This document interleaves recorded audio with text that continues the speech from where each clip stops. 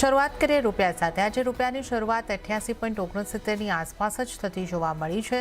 જો કે યુએસમાં bond market બંધ હોવાથી આજે કરન્સી માર્કેટમાં વોલ્યુમ પણ થોડા ઓછા દેખાઈ રહ્યા છે। તો જે રીતે આપણે વાત કરી, ફ્લેટિશ કામકાજ રૂપિયાની અંદર 88.69ના સ્તર અને ડોલર ઇન્ડેક્સ 99.66ના સ્તર પર આપણે જોઈ શકીએ છીએ।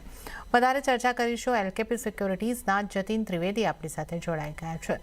જતીનજી, સ્વાગત છે આપનું સીએનબીસી બજાર પર। અને જે રૂપિયાની ચાલ પાછલા થોડા દિવસથી આપણે જોઈ રહ્યા છે, 89ના આસપાસથી આપણે જે રીતે જોયું કે રૂપિયામાં એક ફરી પાછી થોડી મજબૂતી આવી અને હવે સ્ટેબલ કામકાજ થઈ રહ્યું છે। તો તમે આગળ કઈ રીતે જોઈ રહ્યા છો? આ સ્તરો પર કામકાજ યથાવત રહી શકે કે કઈ રીતની ચાલ આપને લાગી રહી છે? Good morning ઝરના। યસ, જો જે વસ્તુઓ હમણાં પ્રભાવિત કરી રહી છે ને યુએસડી આઈએનઆર ને, એ ક્યાંય ને ક્યાંય બે સાઈડના ન્યૂઝ ફ્લો અપડેટ કરી રહ્યા છે। ફોર એક્ઝામ્પલ, જે હિસાબથી ડોલર ઇન્ડેક્સનું રાઇઝ થયું છે રિસન્ટ પાસ્ટમાં, એ ક્યાંય ને ક્યાંય થોડું પ્રેશર આપી રહ્યું છે। But on the hall overall આપણે જોવા જઈએ તો $100 પાસે એક બેઝ રેઝિસ્ટન્સ પણ દેખાઈ રહ્યું છે, જેના કારણથી ફોલ જે છે એ ક્યાંય ને ક્યાંય રૂપિયાનો એક લિમિટેડ રહી શકે છે। ત્યાં 89ના નીચે હમણાં ટ્રેડ થતો નથી દેખાઈ રહ્યો, અને ક્યાંય ને ક્યાંય ઇન્ટરવેન્શન્સ પણ એક્સપેક્ટેડ રહે છે અરાઉન્ડ 88-80 થી લઈને 89ના રેન્જના અંદર।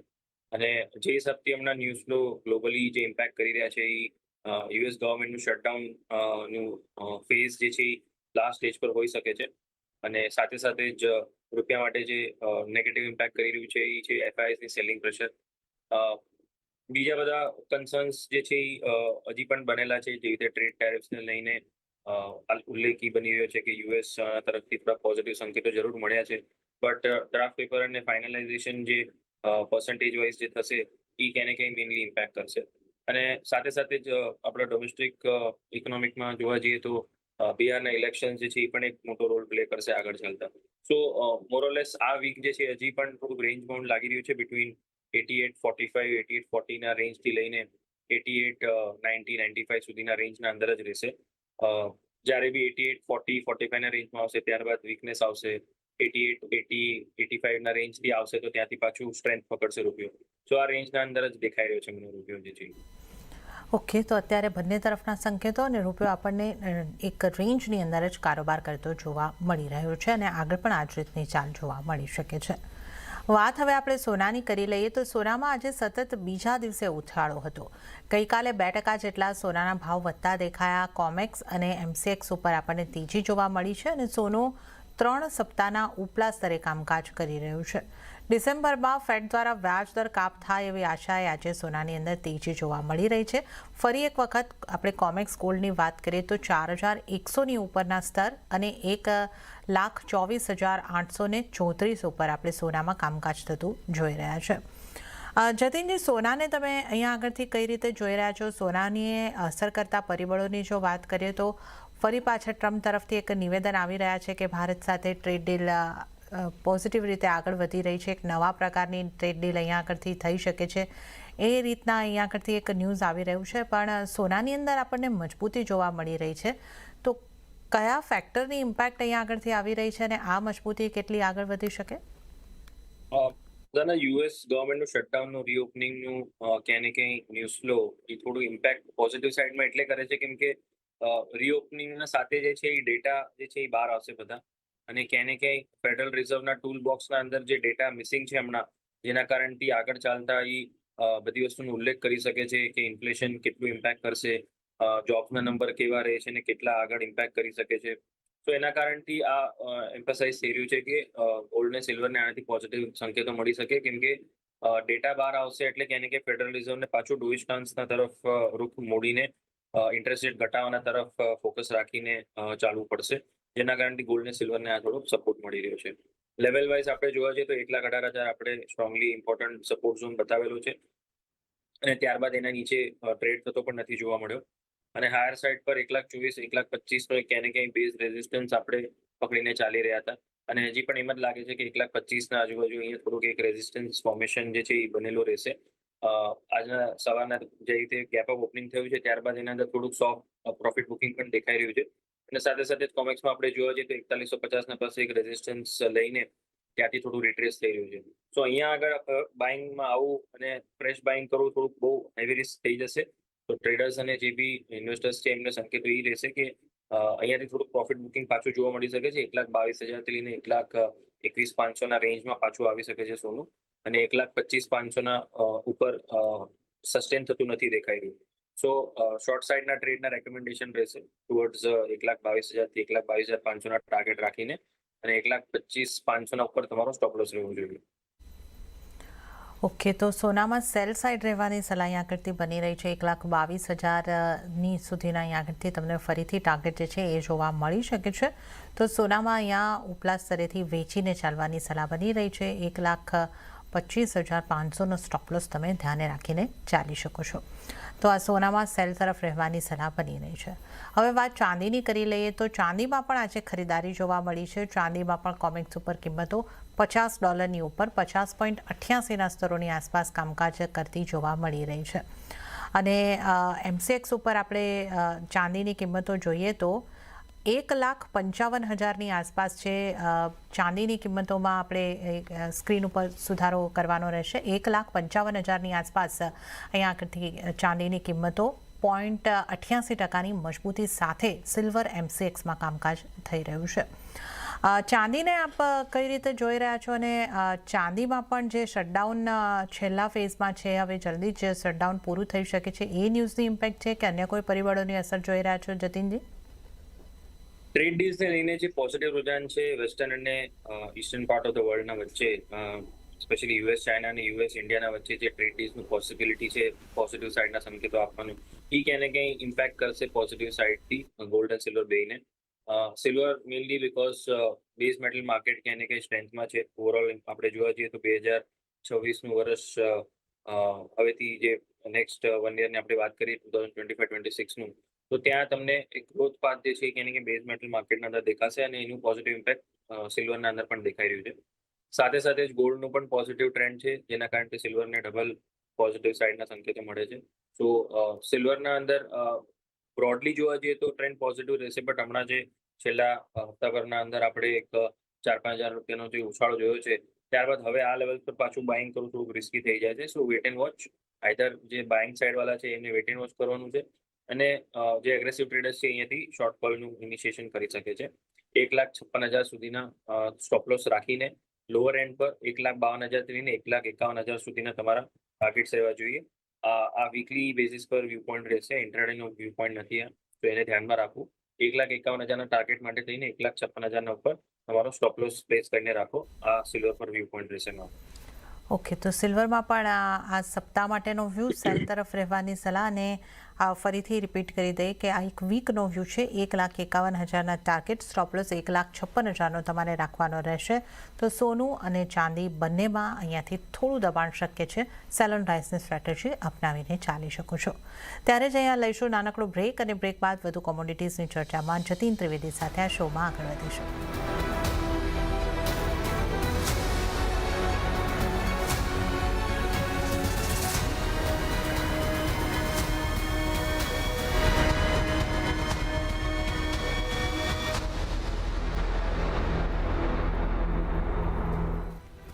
બ્રેક બાદ કોમોડિટી લાઈવમાં આપનું ફરી એક વખત સ્વાગત છે, અને આજે આપણી સાથે ચર્ચામાં જતીન ત્રિવેદી જોડાયેલા છે. ક્રૂડના કારોબારની આપણે વાત કરી લઈએ. ક્રૂડમાં આજે ઘટાડો આવ્યો છે. ઉલ્લેખનીય છે કે ઓપેક અને IEA દ્વારા ક્રૂડના આઉટલુકને લઈને આ સપ્તાહે રિપોર્ટ બહાર પાડવાનો છે, અને તે પહેલાં દબાણ દેખાઈ રહ્યું છે. બીજી તરફ અમેરિકામાં નવી ક્રૂડ રિંગના ઉમેરાથી પણ ઉત્પાદન વધે તેવી સંભાવનાઓ છે. આ કારણથી પણ ક્રૂડમાં આજે દબાણ છે. સાથે જ ઓપેક દ્વારા નિર્ધારિત ઉત્પાદન વધારાની પણ અસર જોવા મળી રહી છે. જતીનજી, આપણે જે રીતે જોયું હતું કે ગઈકાલે એક ખરીદારી આપણને આવતી દેખાઈ હતી, પણ એ અહીંયા આગળ ટકતી નથી જોવા મળી. કઈ રીતે તમે ક્રૂડને જોઈ રહ્યા છો, અને ઘણા બધા પરિબળોનો આપણે ઉલ્લેખ કર્યો, પણ જે અત્યારે આપણને દેખાઈ રહ્યું છે દબાણ, એને કઈ રીતે જોવું જોઈએ, અને આગળ ક્રૂડની ચાલ આપને કઈ રીતની લાગે છે? ઝરના, જો થોડું કન્ફ્યુઝિંગ રહે છે ક્રૂડના માટે, કેમ કે ક્યાંય ને ક્યાંય જે હિસાબથી પ્રોડક્શન આઉટપુટનું જે પ્રેડિક્શન્સ છે એના કારણથી પ્રેશર જરૂર બનેલો છે, બટ ટ્રેડ ડીલ્સનું ફાઇનલાઇઝેશન થવું આપનું એક બિઝનેસ ગ્રોથનું ક્યાંય ને ક્યાંય ઇન્ડિકેશન છે ઈસ્ટર્ન અને વેસ્ટર્ન પાર્ટમાં. સો બહુ વધારે પડતા ફ્રેટ્સ જે છે એ ક્યાંય ને ક્યાંય વધતા રહેશે, અને શિપિંગ જે છે એ બહુ ડિમાન્ડ વધતી રહેશે. જેના કારણે બિઝનેસ આઉટલુક વધતું રહેશે અને ડિમાન્ડ જે છે એ પણ વધતી દેખાશે આગળ ચાલતા. સો એના કારણથી mix set of view point અહીંયાથી બનતું દેખાઈ રહ્યું છે. સો ક્યાંય ને ક્યાંય ટેકનિકલી અગર જોવા જવું તો હજી કંઈ એવા નેગેટિવ સેન્ટિમેન્ટ્સ નથી દેખાઈ રહ્યા અને નેગેટિવ ઇન્ડિકેશન્સ પણ નથી દેખાઈ રહ્યા ચાર્ટ્સ પર. હાલાકી બહુ વધારે સ્ટ્રોંગલી પોઝિટિવ પણ નથી દેખાઈ રહ્યું. રેન્જના અંદર ફસાયેલો છે, જે તમે પહેલા પણ કીધું છે કે ક્રૂડ ઓઇલ માર્કેટ એ કામ લાગી રહ્યું છે કે બાઉન્સ બેક કરશે આગળ ચાલતા, but as of now immediate basis પર થોડુંક રેન્જ માર્કેટ છે અને જે રેન્જ એને પકડેલી છે ક્યાંય ને ક્યાંય 5150, 51,000 રૂપિયા લોઅર એન્ડ પર અને 5450 ઓન ધ હાયર એન્ડ પર, અને એક બ્રેક ક્યારે વચ્ચે મળી જાય તો 5500 સુધી આવી જાય છે. બટ 55 અને 51 આજે 10%ની જે રેન્જ છે, 7-8%ની જે રેન્જ છે એના અંદર જ ફસાયેલો છે crude oil market. Broadly trend ભલે પોઝિટિવ હોય, બટ ઇમિડિયેટ બેસિસ પર જે એક્શન છે એના પર ફોકસ રાખીને રેન્જ માર્કેટનું જ વ્યૂ પોઈન્ટ છે અહીંયા જરના. 5200 આજુબાજુ મળે ત્યારે થોડું કન્વિક્શન રહેશે બાઇંગ સાઇડનું 5100 સ્ટોપ લોસ સાથે, અને હાયર સાઇડ પર 5350, 5400 તાર્ગેટ માટે થઈને જો 5200 પહેલા ન આવે ને 5400 પહેલા આવી જાય તો 5400 પાસે સેલ કરીને ચાલવું, 5500 ઉપર સ્ટોપ લોસ રાખીને અને 5200 ને 5150 ટાર્ગેટ પકડીને ચાલવું. સો આ રેન્જને પ્લે કરવાનો બહુ સમજ રાખીને ચાલવાનું છે આના અંદર. એવું મારું રેકમેન્ડેશન રહેશે કાચા તેલના. એટલે કે કાચા તેલ માટે રેન્જને પ્લે કરી શકો છો. 5200ની આસપાસ જો તો મળે છે તો તમે બાઇંગ કરીને ચાલો, અને તો ટાર્ગેટ તમારા 5350, 5400ના બની શકે છે, અને પહેલાં 5400 મળે છે તો સેલ કરીને ચાલવાની સલાહ 5200ના ટાર્ગેટ માટે. તો આ રેન્જને પ્લે કરો 5200થી 5400ની. ક્રૂડમાં આ સલાહ બની રહી છે. ક્રૂડ બાદ નેચરલ ગેસના કારોબાર પર નજર કરીએ. પોઝિટિવિટી અહીંયા આગળ પણ કન્ટિન્યુ થતી દેખાઈ રહી છે અને લગભગ 1.25%ની મજબૂતી સાથે નેચરલ ગેસની અંદર કારોબાર 386ના સ્તર આપણે જોઈ શકીએ છીએ. નેચરલ ગેસમાં આપણે સારી મજબૂતી જોઈ રહ્યા છે. જતીનજી, કન્ટિન્યુ થઈ શકે? વિન્ટર ચાલી રહ્યો છે, કઈ રીતની આપની સલાહ રહેશે? વોલેટાઇલ કારોબાર છે જરના. ગઈકાલે આપણે એક હાયર લેવલ્સથી પ્રોફિટ બુકિંગ પણ જોયું છે, જ્યાં 395, 397નું લેવલ્સ એક સ્ટ્રોંગલી રેઝિસ્ટન્સ પણ પ્લે કરતો દેખાયો છે. બટ મોરલેસ જોવા જઈએ તો 380, 375 પાસે એક સ્ટ્રોંગ સપોર્ટ પણ છે. સો મોરલેસ 375ના ઉપર જ્યાં સુધી છે ત્યાં સુધી તો ટ્રેન્ડ થોડો પોઝિટિવ જરૂર લાગી રહ્યો છે. બટ લેવલ વાઇઝ જોવા જઈએ તો 380ના નજીક જેટલું મળે એટલું રિસ્ક રિવોર્ડ ફેવરેબલ થઈ જાય છે. સો 380ના પાસે જ પ્રાઇસ મળે તો જ આના અંદર બાઇંગ કરું. સો બાય ઓન ડિપ્સની સલાહ રહેશે અહીંયા. 380, 381ના રેન્જમાં બાય કરો 374ના સ્ટોપ લોસ સાથે, અને હાયર સાઇડ પર 390, 395ના રેન્જના અંદર પ્રોફિટ બુકિંગ કરો. હાલાકી વિન્ટર સેશન જરૂર ઉલ્લેખનીય બની રહ્યો છે, જેના કારણથી પોઝિટિવિટીના સાથે ઉલ્લેખ મળી રહ્યા છે. બટ કેટલું પ્રભાવિત રહે છે અને કેટલું કોલ્ડ વેધર રહે છે એના ડેટા જે રીતે આવશે એ હિસાબથી આના અંદર ઇમ્પેક્ટ રહેશે. સો હમણાં તો ફિલહાલ એમ જ પકડીને ચાલવું કે વિન્ટર સેશનના હિસાબથી બ્રોડલી થોડું ટ્રેન્ડ પોઝિટિવ રહેશે, બટ બાય ઓન ડિપ્સનું માર્કેટ છે. બ્રેકઆઉટ્સ પર હમણાં ફિલહાલ અવોઇડ કરવાનું નેચરલ ગેસને બાય કરવા માટે, જ્યાં સુધી વિન્ટર સેશનનું આઉટલુક નથી આવી જતું કે કેટલા કોલ્ડ વેધર્સનું આગળ ફોરકાસ્ટ છે. તો લોઅર લેવલ્સ પર જરૂર કમ્ફર્ટેબલ છું બાઇંગ કરવા માટે.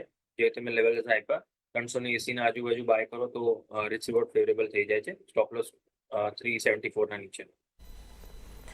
ઓકે, તો અહીંયા આગળથી 380ના આસપાસથી નેચરલ ગેસમાં બાય કરીને ચાલવાની સલાહ, 374નો સ્ટોપ લોસ, અને ત્યારબાદ 393, 395 સુધીના ટાર્ગેટ આપણને બનતા જોવા મળી શકે છે.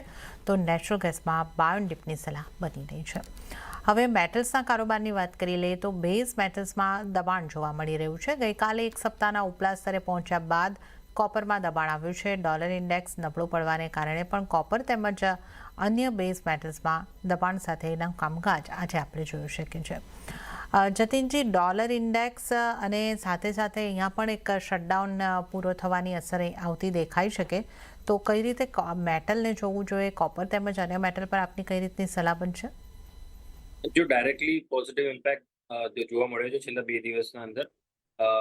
આપણે $100 સુધીની જ્યારે રેલી જોઈ ત્યારે થોડુંક પ્રોફિટ બુકિંગ જોયું હતું કોપર અને અન્ય બેઝ મેટલના અંદર, અને સાથે સાથે ત્યારબાદ એના અંદર તરત ડોલર ઇન્ડેક્સ અંદર જેવી પ્રોફિટ બુકિંગ જોવા મળી $100ના ઉપરથી, ત્યારબાદ તરત જ ટ્રેક્શન જે છે ક્યાંય ને ક્યાંય બેઝ મેટલ માર્કેટના માટે પોઝિટિવના સંકેતો જોવા મળ્યા. હવે આ જ સંકેતોના કારણથી આપણે જોઈ રહ્યા છે કે બેઝ મેટલ માર્કેટ હજી પણ હોલ્ડ કરી રહ્યા છે લેવલ્સ, અને હજી પણ લાગે છે કે આગળ ચાલતા વ્યૂ પોઈન્ટ પોઝિટિવ સાઇડનો જ લઈને ચાલવું જોઈએ. ટેકનિકલી લેવલ્સ જોવા જવું તો સારા અમથા બની રહ્યા છે. એલ્યુમિનિયમ અને ઝિંકના અંદર ઓપોર્ચ્યુનિટી સારી છે. 298ના સ્ટોપ લોસ સાથે ઝિંકના અંદર બાઇંગ સાઇડમાં રહેવું, હાયર સાઇડ પર 312 સુધીના ટાર્ગેટ રાખવા. એલ્યુમિનિયમના અંદર 268 ના નીચે સ્ટોપ લોસ રાખી 280 282 સુધીના ટાર્ગેટ રાખીને ચાલુ, અને કોપરના અંદર પણ 980 ના નીચે જ્યાં સુધી ટ્રેડ નથી કરતું ત્યાં સુધી વ્યૂ પોઈન્ટ પોઝિટિવ રાખીને 1035 થી 1040 સુધીના ટાર્ગેટ બની રહ્યા છે. આજે મેં લેવલ્સ આપ્યા છે સ્વિંગ ટ્રેડિંગના હિસાબે, પોઝિશનલ ટ્રેડિંગના હિસાબે છે. ડે ટ્રેડિંગના હિસાબે હમણાં ફિલહાલ કોઈ ઓપોર્ચ્યુનિટી નથી દેખાઈ રહી. સો ડે ટ્રેડિંગના વ્યૂ પોઈન્ટથી ના રાખતા સ્વિંગ ટ્રેડિંગના હિસાબે આને લેવલ્સને ધ્યાનમાં રાખવું. ઓકે, તો મેટલ ઉપર સ્વિંગ ટ્રેડિંગ માટે સલાહ બની રહી છે. એલ્યુમિનિયમમાં તમે 280 સુધીના ટાર્ગેટ માટે ખરીદી કરીને ચાલી શકો છો. ઝિંકમાં 312ના ટાર્ગેટ માટે બનતા જોઈ શકો છો. અને જો કોપરની વાત કરીએ તો 1035 1040 સુધીના ટાર્ગેટ માટે ખરીદી તરફ રહી શકો છો. તો આ અહીં આગળથી સલાહ મેટલ્સ ઉપર બનતી જોવા મળી રહી છે. અને આ સાથે જતીનજી, આપનો આભાર. આપ અમારી સાથે જોડાયા અને તમામ કોમોડિટીઝ અંગે ચર્ચા કરી. આપનો આભાર. ત્યારે જ હવે આપણે